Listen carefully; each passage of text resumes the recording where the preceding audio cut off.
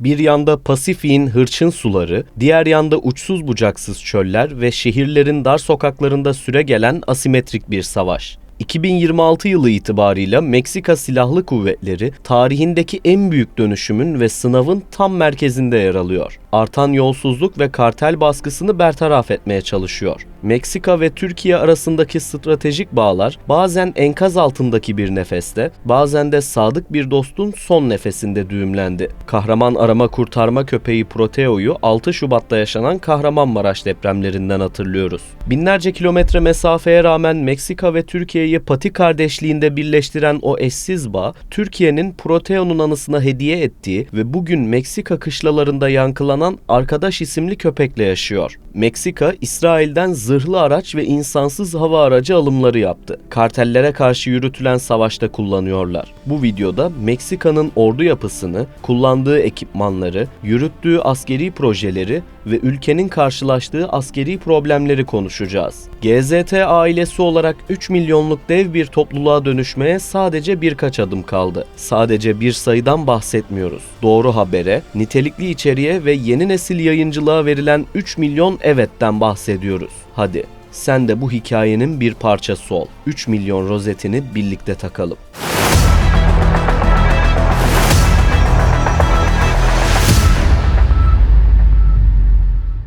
Ordunun yapısıyla başlayalım. Bu bölümde Meksika'ya yönelik ilginç askeri notları da sizinle paylaşacağım. Zorunlu askerlik var. Ancak çekiliş üzerine askere alım yapıyorlar. 18 yaşına giren her erkek çocuk askeri kayıt şubesine gider ve bir torbadan top çeker. Beyaz top çekenler her cumartesi kışlaya gidip temel askeri eğitim, temizlik ve sosyal hizmetler gibi görevleri yapar. Siyah top çekenler fiilen askerlik yapmış sayılır ve yedeğe ayrılır. Mavi top çekenlerse deniz kıyılarındaki şehirlerden oluşur. Her cumartesi temel eğitimlere katılır. Eskiden 12 ay süren cumartesi eğitimleri 2026'dan itibaren 3 aya veya toplamda 13 cumartesiyi kapsayacak şekilde değiştirildi. 2020 yılına kadar kadınlar sadece gönüllü olarak hafta sonu eğitimlerine katılabiliyordu. Ancak 2026'daki yeni düzenleme ile orduya dahil olması için yasal zemin oluşturuldu. 2026 yılında Meksika Silahlı Kuvvetleri'nde kadınların oranı %16'yı aşmış durumda. Sadece geri hizmette değil,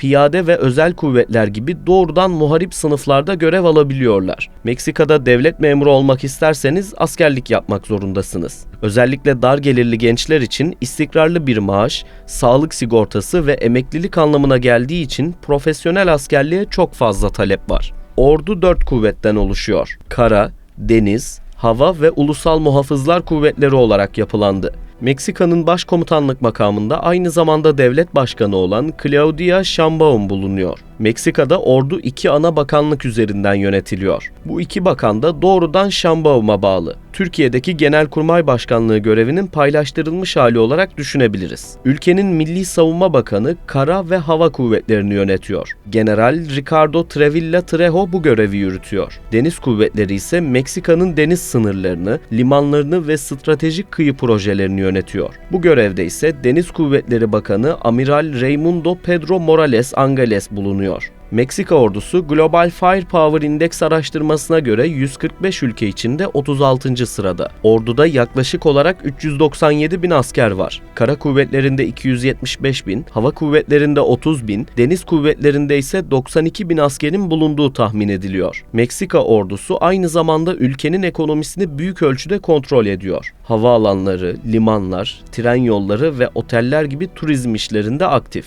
Dünyadaki en gelişmiş köpek eğitim merkezleri Meksika'da bulunuyor. Arama kurtarma köpekleri eğitiyorlar. Ülkemizce yakından tanıdığımız sevimli Proteo 2023'teki Kahramanmaraş depremleri sırasında Meksika'dan geldi. 10 Şubat'ta hayatını kaybetti. Bugün anısı İzmir Bostanlı'daki Nazan Öncel Caddesi'nde yaşatılıyor. Türkiye'de karşı jest olarak Arkadaş isimli 3 aylık minik Alman çoban köpeğini Meksika'ya hediye etmişti. Ordunun bütçesini ele alalım. 2020-2026 arasını araştırdık. 2020 yılında %0.63, 2021'de %0.67, 2022'de %0.69, 2023'te %0.66, 2024'te %0.89, 2025'te %0.55 oranında pay ayrılmış. 2026 içinse %0.60'lık harcama öngörülüyor. Meksika özel kuvvetlerini İsrailli danışmanlar eğitiyor. Kartellere karşı girilen meskun mahal çatışmalarında İsrail'den öğrenilen yöntemler kullanılıyor. Ordunun kullandığı ekipmanlara geçiyoruz.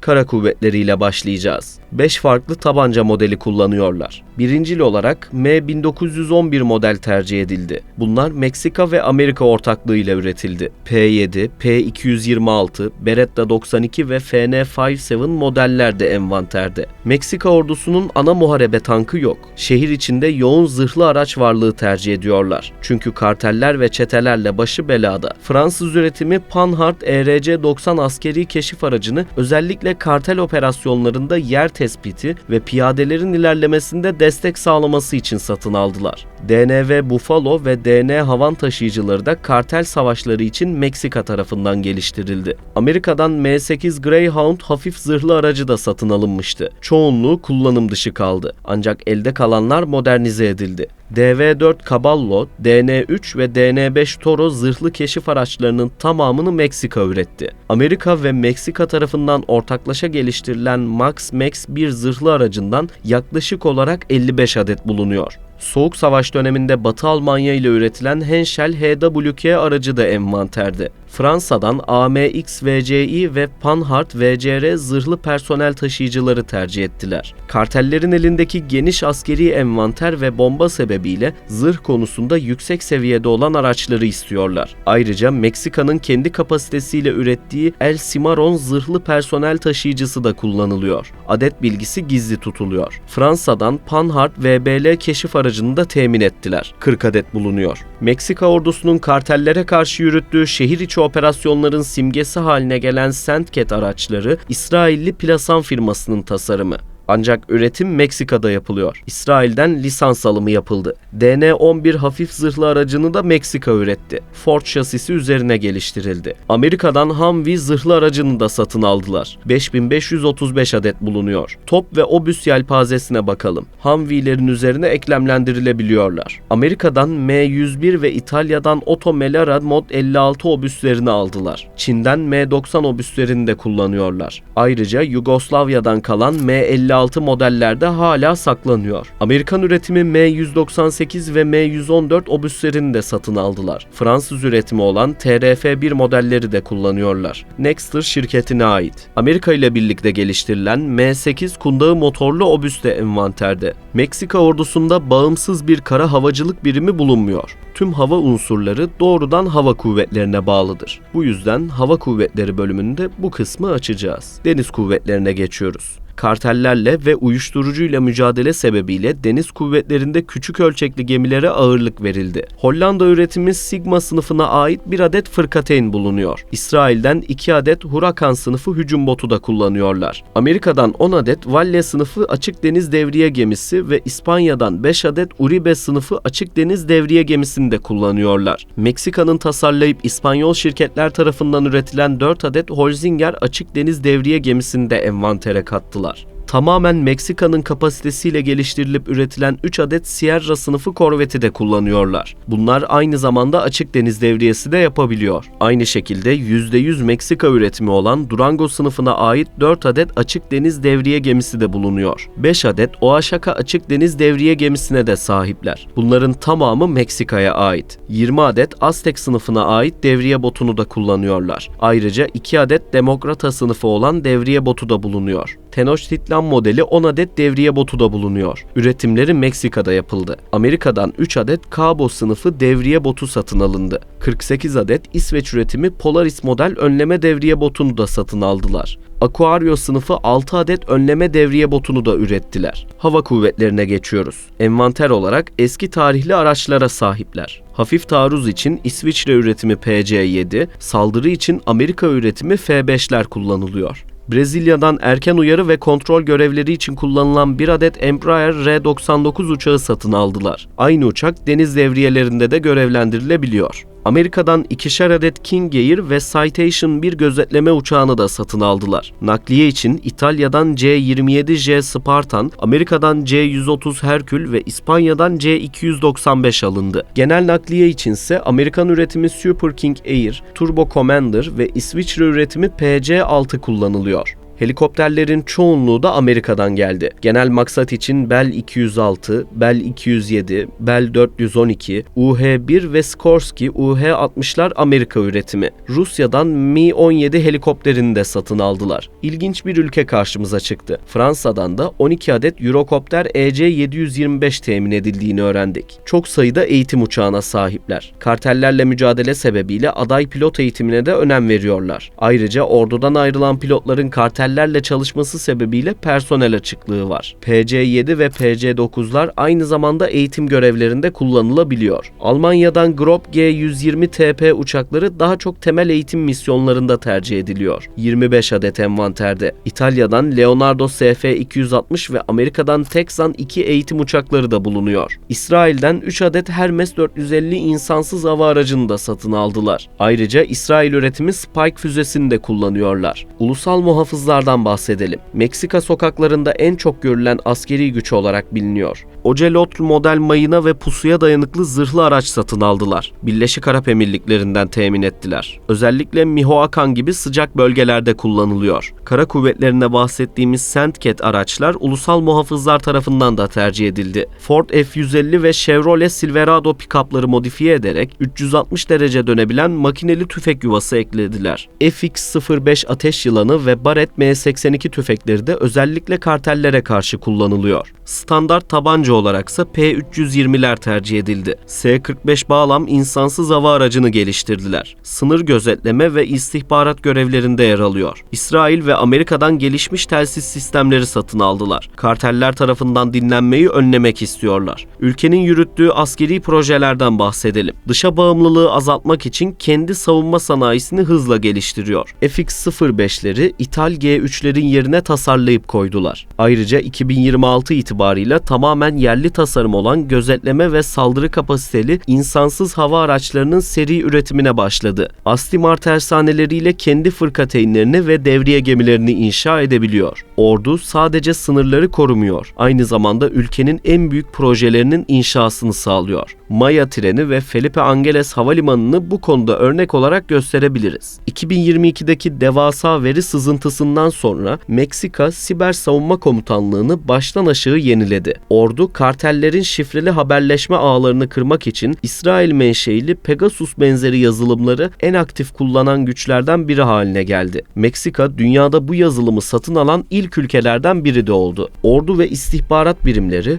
Pegasus'u kartel liderlerini izlemek ve iç güvenlik operasyonlarında kullandı. Örneğin ünlü uyuşturucu baronu El Chapo'nun yakalanışında kullandılar. Oaxaca Aerospace tarafından Pegasus PE-210A isimli yerli eğitim uçağı üretiliyor. Dışa bağımlılığı azaltmak için kendi hava gözetleme radar sistemlerini de geliştiriyorlar. Bu radarlar özellikle uyuşturucu kaçakçılığı yapılan kör noktaları kapatmak için stratejik bölgelere yerleştiriliyor. Deniz piyadeleri için Escualo model zırhlı araç geliştiriliyor. EYP tipi patlayıcılar ve drone saldırılarına karşı koruması var. Kartellerin kamikaze dronlarına karşı ordu kendi sinyal karıştırıcı ve drone savar sistemlerini üretti. 2026 Dünya Kupası için stadyumların ve sporcuların bulunacağı konumların üzerinde 5 farklı savunma katmanı oluşturulacak. 3000'den fazla kamera, yüz tanıma ve davranış analizi yapan yapay zeka yazılımlarıyla donatıldı. Kontrollü askeri istihbarat sağlayacak. TUSAŞ 2025 yılı başında Amerika'ya Meksika sınırındaki göçmen ve kaçakçılık trafiğini havadan izlemek amacıyla Aksungur İHA'yı teklif etti. Ancak henüz resmi sözleşme yapılmadı. Türkiye, Meksika'nın en büyük savunma fuarı olan FAMEX'e katılıma özel önem veriyor. TUSAŞ, Otokar, Baykar ve Aselsan gibi şirketler Meksika ordusundan yetkililerle doğrudan temasa giriyor. Meksika ordusunun ağır tank kullanmadığını ve daha çok mobiliteye odaklandığını belirtmiştik.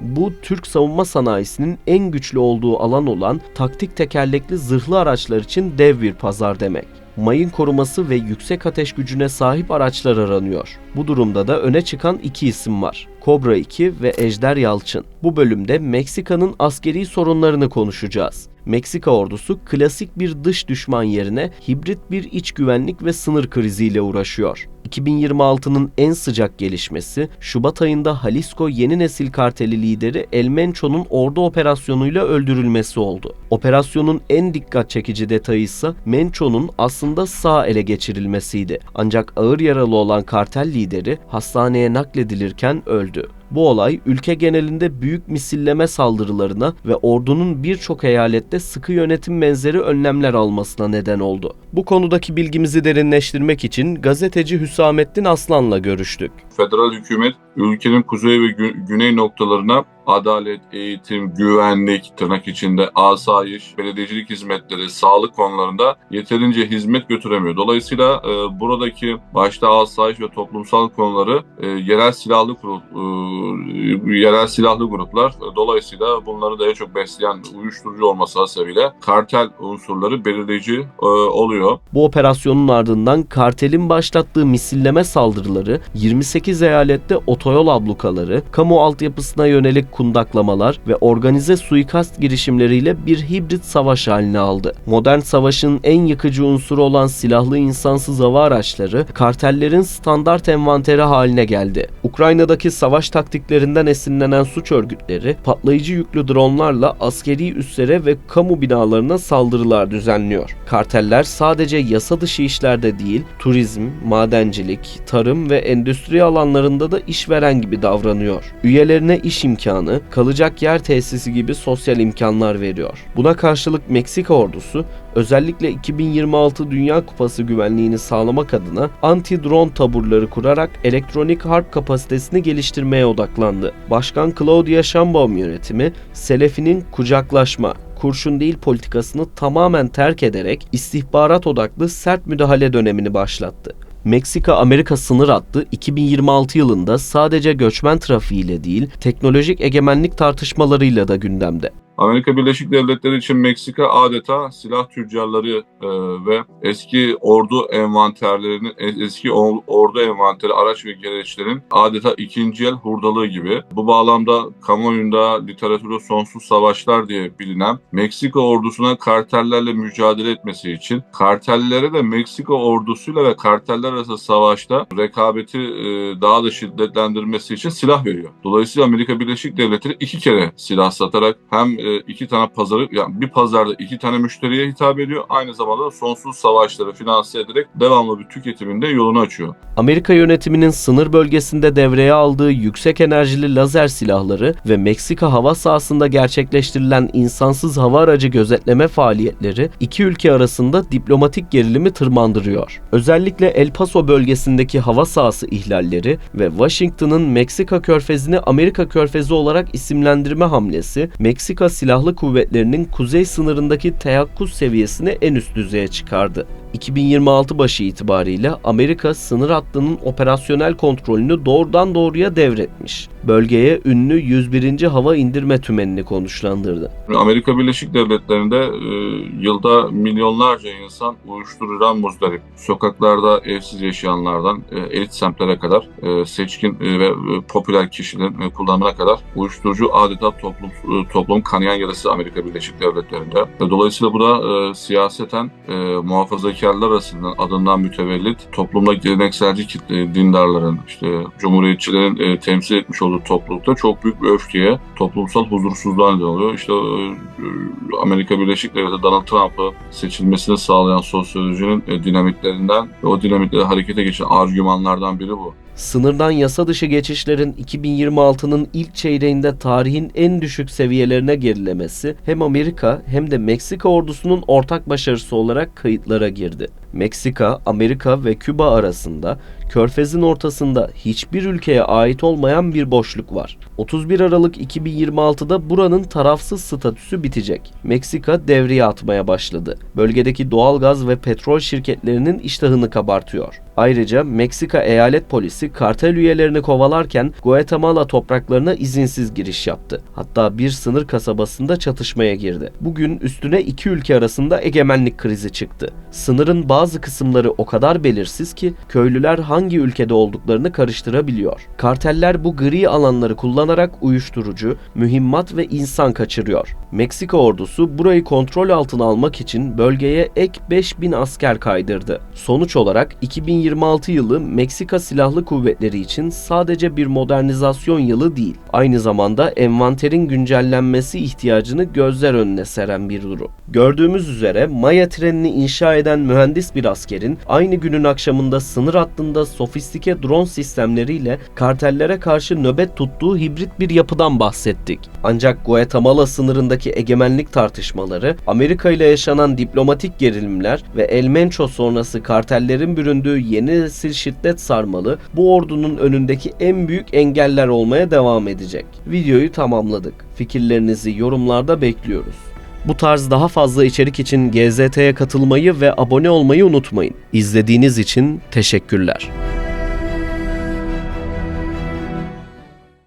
Bir yanda Pasifik'in hırçın suları, diğer yanda uçsuz bucaksız çöller ve şehirlerin dar sokaklarında süregelen asimetrik bir savaş. 2026 yılı itibarıyla Meksika Silahlı Kuvvetleri tarihindeki en büyük dönüşümün ve sınavın tam merkezinde yer alıyor.